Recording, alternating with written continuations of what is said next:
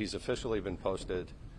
All teams are eligible to negotiate with us, meet with us. Technically, he could sign immediately, but we don't anticipate that happening.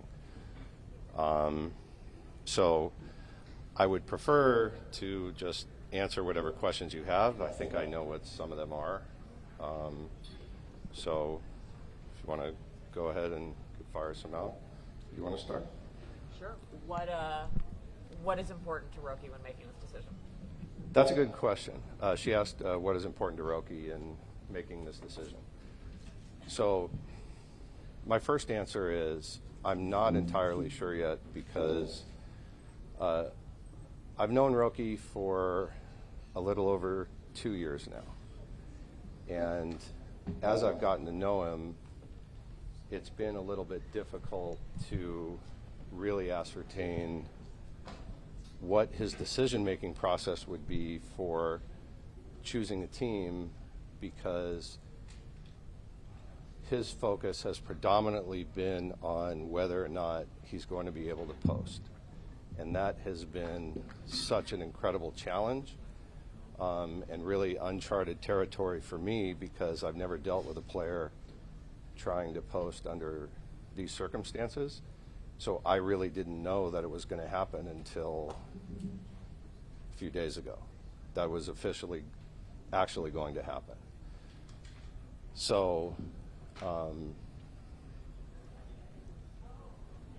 the best I can say is he has paid attention to how teams have done as far as overall success, both this year and in years past. He does watch a lot of Major League Baseball. He's paid attention to what his WBC teammates have done. He's talked to a lot of players, foreign players that have been on his team with Chivalote. He asked a lot of questions about weather, about comfortability, about pitching development, and just watching what other Japanese players in the major leagues are doing and how they are doing. So what do you anticipate the process looking like in terms of team meetings, pitches from clubs? So as far as the process going forward now, I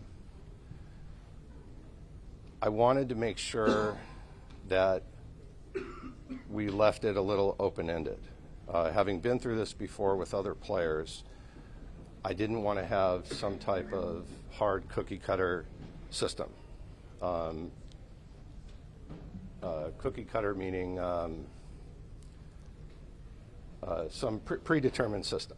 So as of right now, our plan is I will go back tomorrow sometime, hope to meet with Roki in person over the next couple of days, and map out a schedule to meet with teams, hopefully beginning next week. I don't know the number of teams, and I know that Roki plans to go back to Japan for the holidays sometime before Christmas and possibly stay in Japan for 1 to 2 weeks.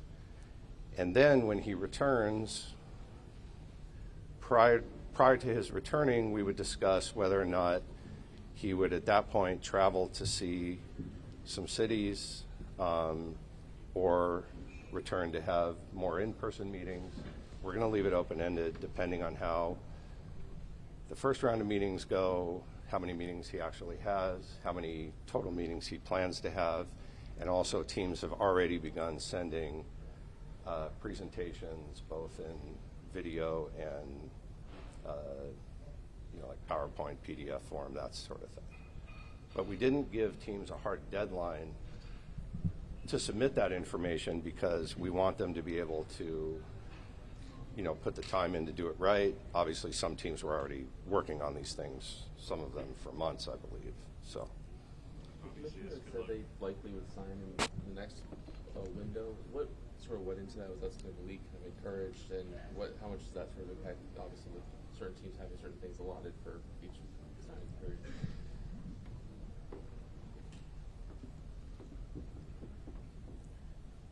So there was a lot of discussion in the media, in the league, in NPB about Roki's situation. There were some accusations, allegations, all of them false, made about predetermined deals, things like that. However, MLB rightly wanted to make sure that this was going to be a fair and level playing field for everyone. So they did their due diligence and interviewed numerous parties ahead of time to make sure that that was the case. And they wanted to make sure that Roki would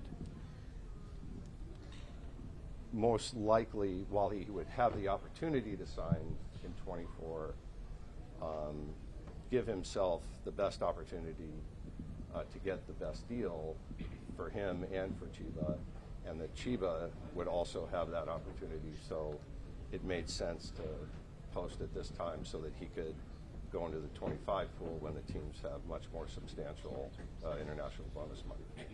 It's the best way I can answer it. You made the point, Joel. We got a new mic for you. We got new mics. Oh, thanks. Is that one not? Is it me or? Okay. You mentioned Roki's former teammates with the WBC. How important is comfortability for Roki in his decision? I don't know yet, to be honest. Roki's had a tough go of it the last couple of years.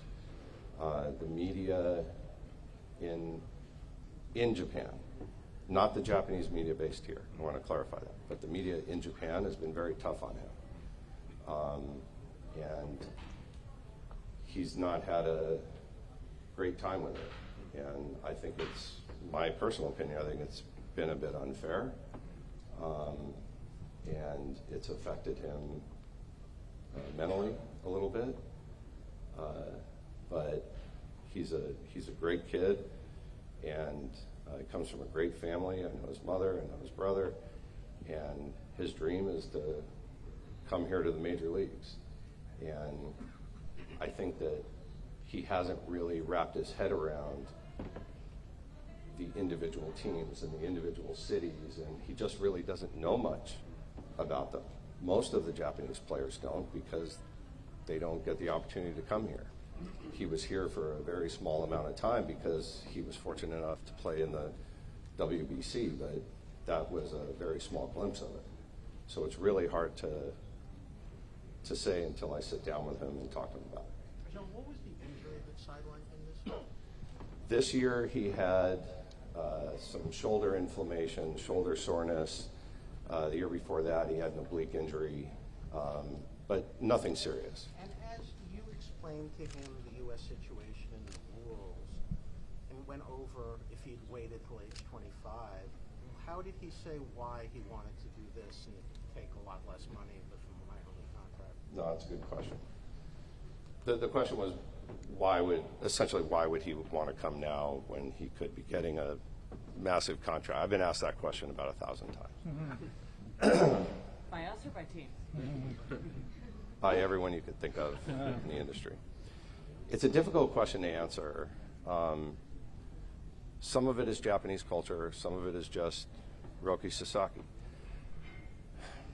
There are no absolutes in baseball, and through Roki's eyes, there are no absolutes in life. And through Roki Sasaki's eyes, and if you look at some of the things that have happened in his life, some of the tragedies that have happened in his life, he does not take anything for granted. It is not an absolute lock, as some people in baseball have assumed that 2 years from now he's going to get a Yamamoto contract. Baseball just doesn't work that way.